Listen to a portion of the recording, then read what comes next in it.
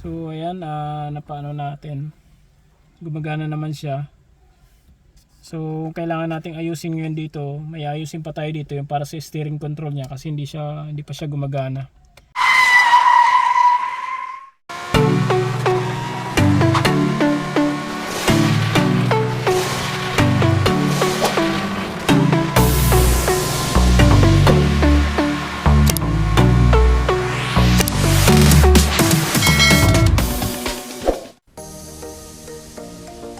So ayan mga ka-trippings, titestingin na natin yung head unit. So na natin gagawin is babaklasin muna natin itong buo na to. Ayan. Tapos ito yung mga kailanganin natin, yung mga pansikwat, then screwdriver. I hope na mag-fit dito yung ano natin, tawag dito, itong frame natin, sana mag-fit dito, magsakto siya rito. 9 inches. Lagay ko naman is mag-fit naman siya. Ayan. Gagawa natin siya ng paraan just in case na hindi talaga magkasya. Magagawa natin ng paraan yan. Ayan. So una mo natin gawin is baklasin muna natin siya. Ayan. Okay. Ayan, baklasin na natin. Kailangan natin panikwat. Ayan. Una natin tatanggalin is itong magkabilang pairings niya. Ayan. Tanggalin muna natin itong ano natin.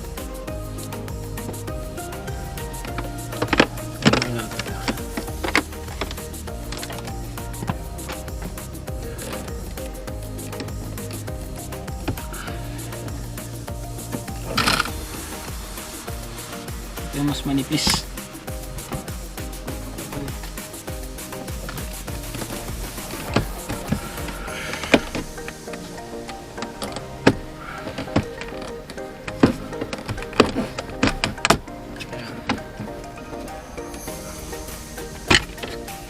Tanggalan natin yung isa.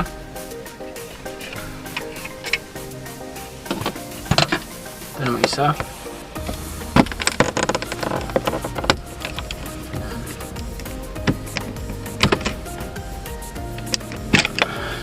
Tanggalan natin dalawang bearings. Sunod natin babaklasin as ito naman. Ano pala, kailangan natin ng screwdriver. So kailangan natin tanggalin yung tornilyo, 4 na tornilyo to para matanggal natin itong cover nya. Ayan.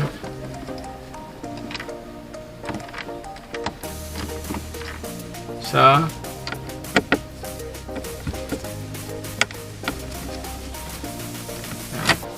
dalawa, tatlo, hanggang 4 sa baba.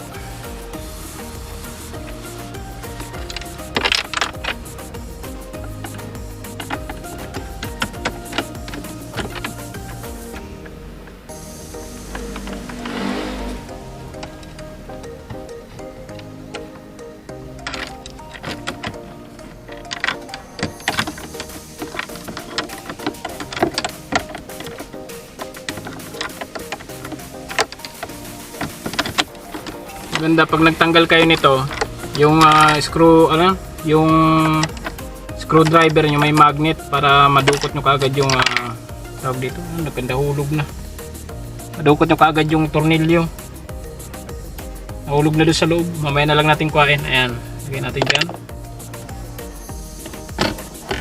saka natin to tanggalin.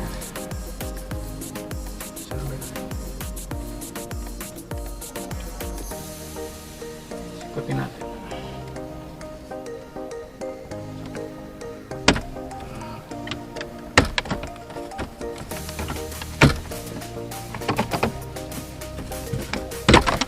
Tanggalan natin.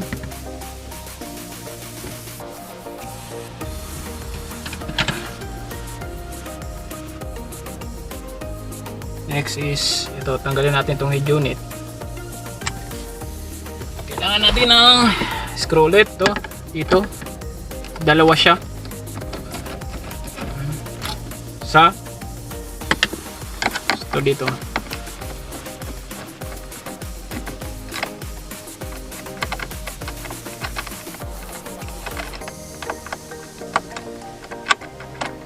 Dalawa. Tapos matanggalan natin to. Apat pala ito. Sorry, apat pala. Ito, meron pa palang dalawa doon sa ilalim. Ayun. Tatlo. Apat. So, apat na tornilyo. Tatanggalin natin.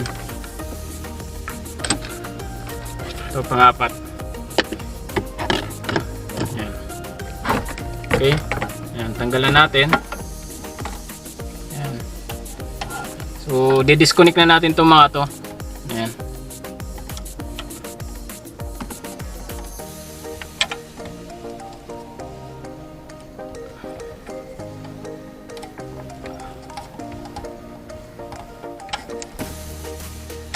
Ayan. Disconnect na. Tanggalin natin. Tabi natin.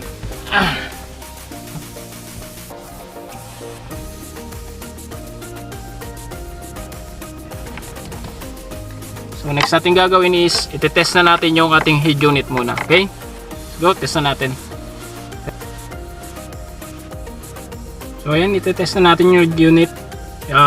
Tingnan natin kung gagana. So ipa-power on na natin siya. On na natin sa sakyan.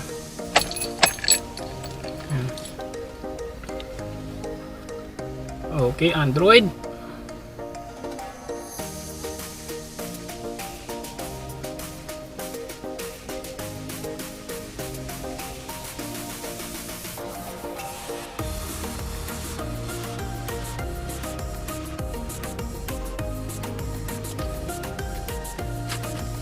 Waiting. Ayan, so nag-power on na siya. Gumana na siya. So, i-check natin yung mga features niya kung gumagana lahat ng function. Okay? So, kailangan natin ayusin yun dito. May ayusin pa tayo dito yung para sa steering control niya kasi hindi pa siya gumagana. So, ayan, tingnan nyo, gumagana siya. Pero kahit na anong pindot ko dito sa steering control is kung makikita nyo dito wala siyang lumalabas na volume or anything, so hindi siya gumagana. So kailangan natin siyang i-set up pa. Bali kanina kinat ko yung video para konti lang yung makonsumo niya dito sa memory ko na pag video ko. Hinanap ko muna siya, so inayos ko. Medyo nahirapan ako. Pero nakuha ko na siya kung paano siya paganahin. Bali papakita ko sa inyo just in case na meron din kayong nabili or dumating sa inyo yung tawag dito yung harness niya, power harness niya. Bali subukan yung gawin itong ginawa ko, baka sakali na gumana din sa inyo. Bali ganito yung ginawa ko, papakita ko sa inyo kung paano yung eksakto. Bali ayan. Ayan so wala siyang gana, hindi siya gumagana yung control niya dito sa steering wheel. Ayan, wala. Ayan. So bali papakita ko sa inyo kung paano ginawa ko. Ayan. So off muna natin ito para matanggal natin yung mga cord. Off muna natin. Ayan. So ito yung connection niya. Bali ganito yung ginawa ko. Kita nyo naman siguro yung sa video. Yan, kitang kita. Para masundan nyo, para hindi kayo magkamali or pag bali ito. So, di-disconnect muna natin siya. Ito. Disconnect natin.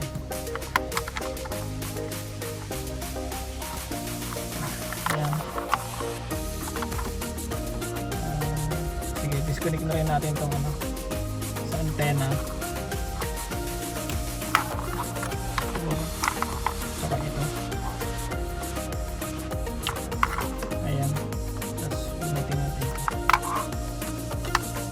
Natin kung kaya natin bunutin dito. Sige, wag na natin bunutin. Bali kanina ito dahil nahirapan ako, ito sinira ko pa tong harness na binili ko, ito tinanggal ko to. Wala naman pala tong connection. So okay lang yan kahit wag niyo nang galawin diyan. Ang importante itong tatlo. Ayan, ginagalawin yan. So bali trinace ko siya ng trinace. Sana ba yun? Ito, itong connection na to yung 246. Ito, bali dito to sa animan din na connection. Itong dalawa. Yan, sila yung magdudugtong. So ito, may dalawang wire to dito. Ito sa gitna, K1 tsaka K2. Hindi ko lang matanda ko dyan. Pag trinace natin tong pink, sa unahan siya, so K1 siya. Tama ba? K1. Alam ko K1 yan eh. Pag tinignan ko sa manual, oo, K1 yan. K1 yan, tapos yung itong green, K2. Bali dalawa yan, magkadugtong yan ito. So meron din siya dito sa 28 pin. Yung dito yung kinokonek. Ito yun, sa mga Toyota Vios XLE CVT 2022. Bali ito yan, 28 pin. Ayan. Yan yung pagdudugtungin mo. Ito. So meron din siya dito, ito yun. Ito yung K1, K2, tsaka yung ground niya. Ayan. Bali dalawang ground dyan. Ito, akala ko kung may gamit ito, pero trinace ko siya dito. Wala naman siyang tatamaan. So parang wala siyang gamit. Hindi ko alam, baka sa ibang version, ibang BIOS, baka merong gamit ito. Bali ito yung importante, yung tatlo. Yan, K1, K2, tsaka ground. So ayan, bali dalawa siya. Connect siya dito, tapos connect din siya dito. Ngayon, ang ginawa ko is tinanggal ko tong K1 tsaka K2 dito sa 6 pin. Ayan, sa 6 pin. Ayan. Bali ito kasi hindi ko siya matanggal ng manually, ang hirap, kaya sinira ko siya dito, tapos sinukso ko siya kung saan dito, baka sakali mapagana ko. So wala pa dito ang problema, nandito pala ang problema. Ayan. So kailangan natin itong i-disconnect yung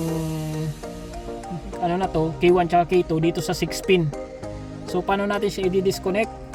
Ito, merong, kung alam nyo yung sa pantanggal ng SIM card sa telepono, ayan, bali susungkitin mo lang siya dito sa loob, yung lock nya, sisikwatin mo lang siya ng kaunti para mabunot mo itong wire.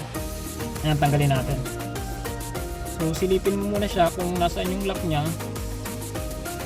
Ayan, tapos sikwatin mo siya, tapos hilahin mo na yung tatanggalin mo na wire. Hindi ko makano eh, subukan ko. Ayan, sikwatin lang natin kasi may may lock siya doon sa loob. Ayan. Ayan, so natanggalan natin yung K1. Sunod natin tatanggalin is yung K2. Ayan.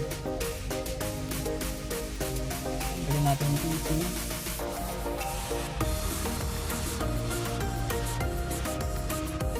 Kasi pag instead na putulin mo, pwede naman siya putulin kung gusto nyo para walang connection.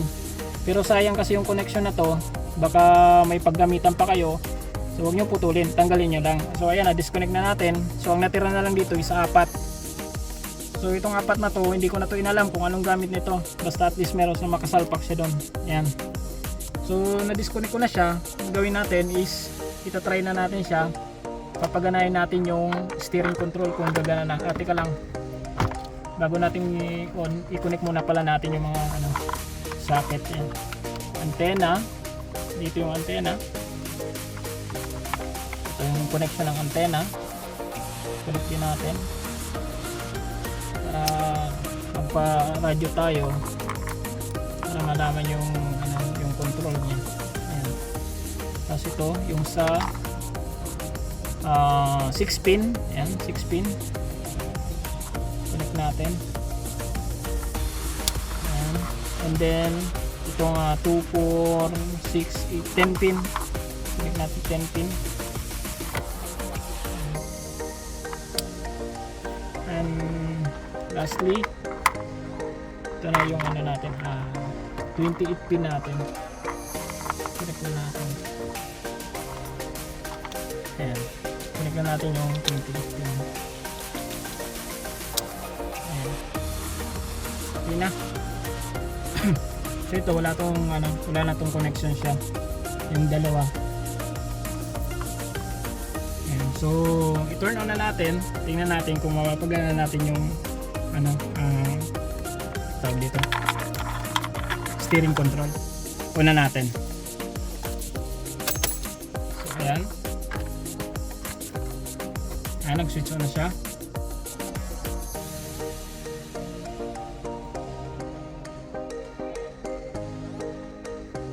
So, titingnan natin kung gagana ng steering control niya.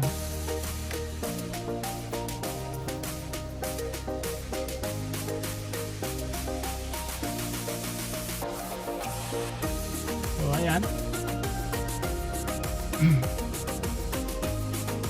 Gumana na siya. Tapos dito, ayan. Tapos si steering control niya, dito, tingnan na natin kung gagana na siya. Ayan. So, gumana na siya. Ayan, volume up, volume plus, volume down. Gumagana na yan. Tapos itong next, yung next na yan, ano na yan, gumagana na yan. Na-try ko na yan kanina.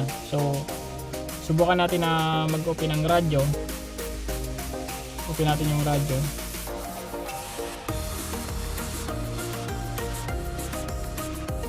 Ito, tsaka na natin i-download yan pag ano.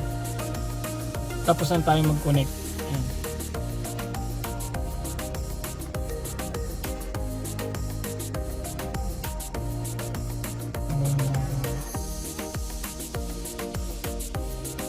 Ayan.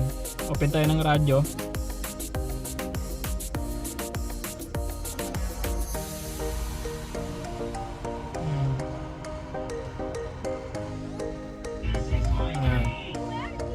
So, volume down.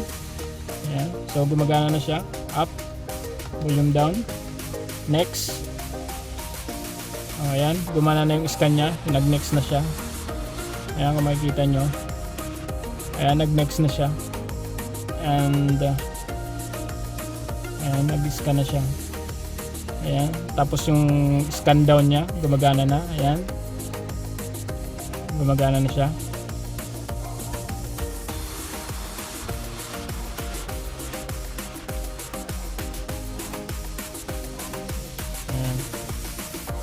Tapos volume up, ayan. Gumagana na yan lahat. Tsaka yung dito sa ano natin, alam kong gumagana yan kasi na-setup ko na yan siya kanina. Ayan. So, napagana natin siya. Off na natin yung radyo. Ngayon, kung gusto nyo i-setup yung sa steering control nya, kasi kahit na na-connect nyo na siya, malalaman yung hindi gumagana yung steering control nya pagpunta nyo sa setting, alam mo sa unang kabit nyo. So pagpunta doon sa setting ng steering control, para mapagana nyo, kailangan nyo siyang parang i-prepare nyo siya para mag-synchronize siya yung steering control tsaka yung dito sa Android nyo. So punta tayo doon sa menu. Yan pinaka-menu nya. Tapos hanapin nyo yung eto, steering wheel learning. So i-click nyo siya, click nyo lang. Yan, click nyo. Yan. Diyan yung malalaman lahat yan. Ang mangyayari kapag hindi siya synchronize at hindi gumagana yung function ng ano niya, ng steering control dito, kailangan yung sa pinakauna to, ganun din yun. Kailangan siyang i-start. Yan. Ngayon may lalabas dyan na please press the key on the steering wheel. Yan. So, bali ang gagawin nyo is ipipress nyo dito kung alin yung gusto nyo na i-synchronize dito. Ako na-synchronize ko na yan, pero gagawin pa rin natin ulit. Kunwari, ito, volume up. Ipipress yung volume up. Ayan. So, may lalabas na key. Select key for learning. So, pinindot natin din yung plus. So, pindutin natin yung volume plus. Ayan. Isa na yun. Tapos, ang sunod naman natin is ito, volume down. Ayan. Select the key for learning. May lalabas na ganyan. So, pindutin mo rin yun, yung volume down.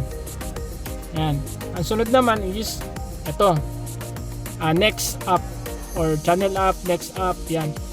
So, pili ka mamili dyan kung ito, o ito. O kahit alin dyan sa dalawa. Sa apat na yan. So, ako ang piliin ko na lang is ito na lang siguro. Ayan. Ayun. Tapos yung isa, yung next down. Next down. Ayan. Or back. So ito din. Ulitin natin. Yan. Kasunod naman is itong mode tsaka hold. So i-press natin yan. So piliin niya natin ito yung mode. Pilitin natin yung mode. Yan. Tapos ang sunod ito yung sa pagtawag sa telepono, yung hands-free. So pag magpi-pick up ka ng call, ito, pinutin mo yan. Tapos pinutin mo rin to. Yan. Ang sunod is hang up, yung i-off mo ng tawag, pinutin mo yan, tapos pinutin mo rin to. Yan. So lahat ng makikita mo sa steering wheel mo na mga button, pwede mo siyang synchronize kung alin dyan. Yan. Radio, wala tayong dito, wala tayong button para sa radio. Okay. So, pagkatapos niyan, na na-set up mo na siya, na-synchronize mo na, pinutin mo yung end. Yan, okay na yun. Tapos na yun. So, na-set up mo na siya. Okay na yun. So, i-back mo na lang siya. Back. Yan. Then, home. Punta ka na sa home. Yan, pinaka-home mo. Pinaka-menu mo dito. Yan. Tapos yan na. Pwede ka na mag-select ng kung ano-ano ang gusto mo. Yan.